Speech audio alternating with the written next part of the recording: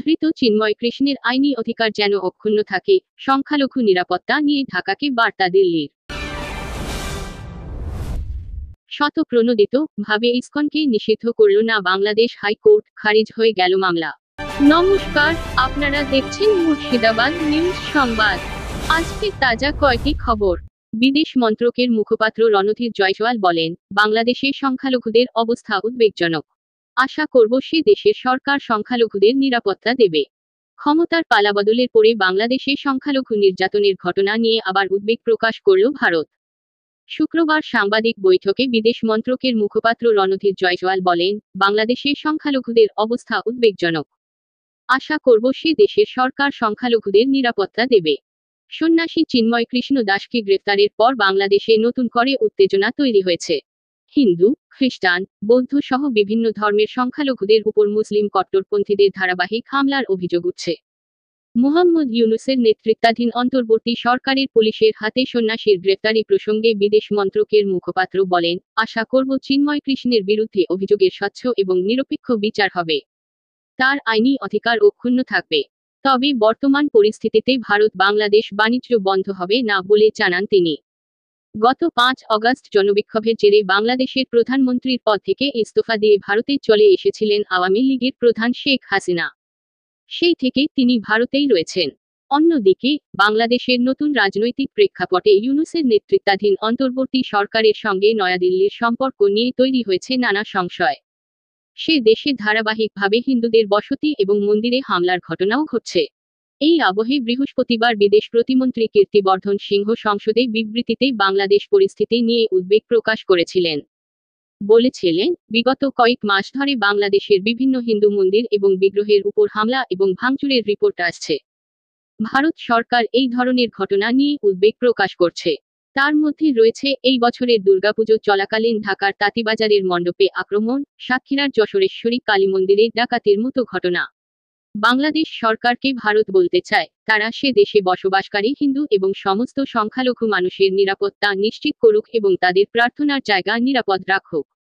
এবার সংখ্যালঘু নিপীড়ন নিয়ে ঢাকাকে বার্তা দিল বিদেশ মন্ত্রক। চিন্ময় কৃষ্ণের গ্রেফতারির পর বাংলাদেশে ইসকনের তরফে বিক্ষোভ শুরু হয়েছে, যার নেতৃত্ব দিচ্ছেন চিন্ময় কৃষ্ণের অনুরাগীরাই। চিন্ময়ের মুক্তির দাবিতে মূলত সংখ্যালঘু সম্প্রদায়ের মানুষ পথে নেমেছেন। ক্রমাগত চাপ এবং ক্ষোভ এর মুখে পড়ে ইসকনের বিরুদ্ধে মামলা প্রত্যাহার করে নিল বাংলাদেশ সরকার।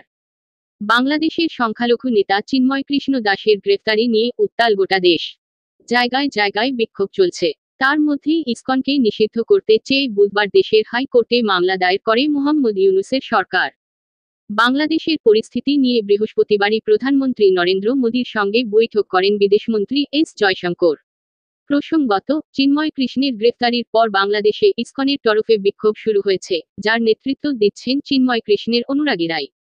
চিন্ময়ের মুক্তির দাবিতে মূলত সংখ্যালঘু সম্প্রদায়ের মানুষ পথে নেমেছেন। এই পরিস্থিতিতে বাংলাদেশের হাইকোর্টে আবেদন জানানো হয়েছে, ইসকনকে নিষিদ্ধ করা হোক। জরুরি অবস্থা জারি করা হোক চট্টগ্রাম এবং রংপুরে। দ্য ডেইলি স্টার কে উদ্ধৃত করে সংবাদ সংস্থা পিটিআই জানিয়েছে, যেহেতু সরকার ইতিমধ্যেই ইসকনের বিরুদ্ধে পদক্ষেপ করেছে এবং চট্টগ্রামে আইনজীবী হত্যাকাণ্ডের ঘটনায় ব্যবস্থা নিয়েছে, তাই তারা এ বিষয়ে হস্তক্ষেপ করতে চাইছে না। শতপ্রণোদিতভাবে ইসকনের বিরুদ্ধে কোনো নির্দেশ দেবে না। ফলে ইসকনের বিরুদ্ধে করা মামলা আদালতে খারিজ হয়ে গিয়েছে। ইসকনের বর্তমান কার্যকলাপ নিয়ে তাদের বিরুদ্ধে কি ব্যবস্থা নিয়েছে সরকার, সেই বিষয়েও আদালতকে জানাতে বলা হয়েছে। দ্য ডেইলি স্টার এর প্রতিবেদন অনুযায়ী, বৃহস্পতিবার এই মামলার শুনানি শুরু হয় বিচারপতি ফারাহ মাহবুব এবং বিচারপতি দেবাশিস রায় চৌধুরীর ডিভিশন বেঞ্চে। আদালতের কাছে ইসকনকে নিষিদ্ধ করার আবেদন জানায় অ্যাটর্নি জেনারেলের দপ্তর। তখনই আদালত জানায়, শতপ্রণোদিত হয়ে তারা কোনো নির্দেশ দেবে না। ইসকন কলকাতা শাখার ভাইস প্রেসিডেন্ট মুখপাত্র রাধারমণ দাস বলেন, আমাদের জন্য আনন্দের খবর। নিষিদ্ধ করার চেষ্টা হচ্ছে। আমরা চিন্তায় পড়ে গেছিলাম, লক্ষ লক্ষ ভক্তেরা কোথায় যাবেন। অনেক মন্দির আছে। সরকার যে নিষিদ্ধ করার চেষ্টা করছিল, হাইকোর্ট তা নিষিদ্ধ করেছে। হাসিনা সরকারের পতনের পর দেশজোড়া অশান্তির আবহে বেশ কিছু ধর্মীয় সংগঠন মিলে তৈরি করে সনাতনী জাগরণ মঞ্চ। মঞ্চের মুখপাত্র নির্বাচিত হয়েছিলেন চিন্ময়। তারই ডাকে ঢাকার শহীদ মিনার, চট্টগ্রাম ইত্যাদি নানা এলাকায় সমাবেশে যোগ দেন হাজার হাজার সংখ্যালঘু। চট্টগ্রামে সমাবেশের পর তার বিরুদ্ধে দেশদ্রোহের মামলা করেছিলেন স্থানীয় এক বিএনপি নেতা। ওই মামলাতেই সোমবার তাকে গ্রেফতার করা হয়। চিন্ময় কৃষ্ণের গ্রেফতারির পর বাংলাদেশে ইসকনের তরফে বিক্ষোভ শুরু হয়, যার নেতৃত্ব দেন চিন্ময় কৃষ্ণের অনুরাগীরাই। চিন্ময়ের মুক্তির দাবিতেই মূলত সংখ্যালঘু সম্প্রদায়ের মানুষ পথে নেমেছেন। এই পরিস্থিতিতে বাংলাদেশের হাইকোর্টে আবেদন জানানো হয়, ইসকনকে নিষিদ্ধ করা হোক, জরুরি অবস্থা জারি করা হোক চট্টগ্রাম এবং রংপুরে। মঙ্গলবার চিন্ময় কৃষ্ণকে আদালত থেকে বার করার সময় আইনশৃঙ্খলা রক্ষাকারী বাহিনী এবং আইনজীবীদের সঙ্গে তার অনুগামীদের সংঘর্ষ বাধে।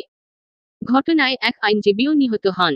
গত ৫ অগস্ট বাংলাদেশের তৎকালীন প্রধানমন্ত্রী শেখ হাসিনা ক্ষমতাচ্যুত হওয়ার পর থেকেই দেশ জুড়ে সংখ্যালঘুদের উপরে নির্যাতনের একের পর এক অভিযোগ প্রকাশ্যে এসেছে। অভিযোগ, দেশের নানা প্রান্তে সংখ্যালঘুদের ঘরবাড়ি জ্বালিয়ে দেওয়া হয়, ভাঙচুর চালানো হয় ধর্মীয় প্রতিষ্ঠানগুলিতেও। ইউনূস পরিচালিত অন্তর্বর্তী সরকার ক্ষমতায় আসার পরেও পরিস্থিতি বদলায়নি বলে অভিযোগ। তবে ইউনূস সংখ্যালঘুদের সুরক্ষা ও ধর্মীয় অধিকার সুনিশ্চিত করার আশ্বাস দিয়েছেন বারবার।